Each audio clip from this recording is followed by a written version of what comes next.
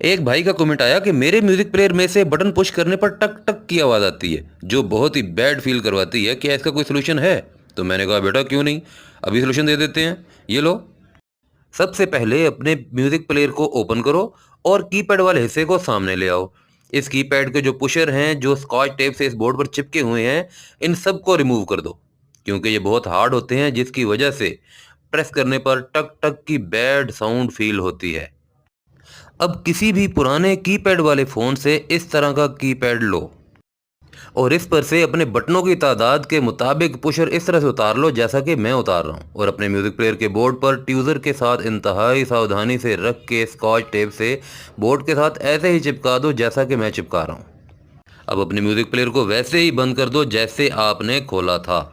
फिर इसके तमाम बटन प्रेस करके चेक करो, इसके तमाम बटन इंतहाई सॉफ्ट हो गए होंगे। अगर किसी प्रॉब्लम का सलूशन जानना चाहते हैं तो कमेंट